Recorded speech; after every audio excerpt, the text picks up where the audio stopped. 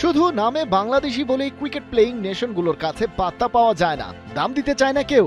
এই মায়া কান্না আর কতদিন? হাসান মাহমুদ এবার অস্ট্রেলিয়ায় গিয়ে আদায় করে নিলেন নিজের সুপার এক্সপোজার, আর তাতেই এই ২৬ বছর বয়সী পেসারের বন্দনা করতে যেন বাধ্য করলেন সবাইকে। বরাবরই হাওয়া বুঝে পাল তুলতে জানা হাসান মাহমুদ একজন ক্লাস পারফর্মার, তবে কাউন্টি ক্রিকেট থেকেই যেন নিজেকে করে তুলেছেন আরও বেশি শানিত।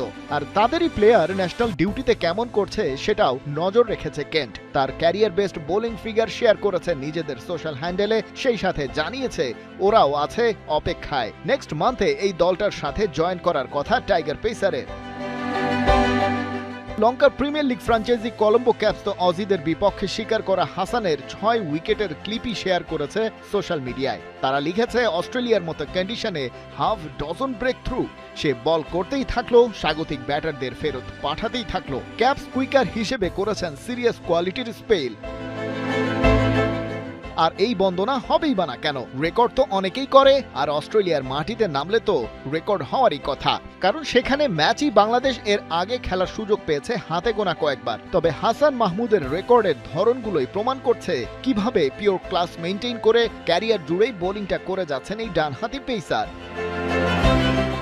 প্রথমত, টাইগার পেসার হিসেবে ফাইফারে হাসানের ধারে কাছে নেই কেউ। বাংলাদেশি বোলারদের মধ্যে তার উপরে আছেন শুধু সাকিব আল হাসান আর তাইজুল ইসলাম। টপ পজিশন ছুতে এখনো অবশ্য ৩ বার ফাইফার জিততে হবে তাকে। হাসান তার প্রতিটা ফাইফার পেয়েছেন দেশের বাইরে। ২০২৪-এর রাওয়ালপিন্ডিতে পাকিস্তানের বিপক্ষে তুলেছিলেন প্রথমটা, একই বছর চেন্নাইতে ভারতের বিপক্ষে, আর এবারে ডারউইনে স্বাগতিক অস্ট্রেলিয়ার প্রতিপক্ষ হিসেবে ফাইফার জিতে হাসান মাহমুদ হয়ে উঠেছেন ইউনিক। ডারউইনে এটাই তার ক্যারিয়ার সেরা পারফরমেন্স। অস্ট্রেলিয়ায় যে কোনো ফরম্যাটে টাইগার বোলার হিসেবে এটা প্রথম ফাইফার। টাইগার পেসার হিসেবে সর্বোচ্চ ফাইফারের রেকর্ড তো আছেই।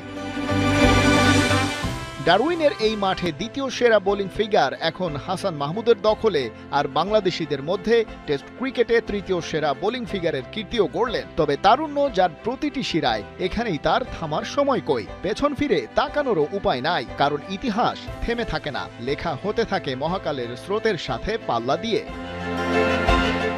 খালিদ জামিল, একাত্তর।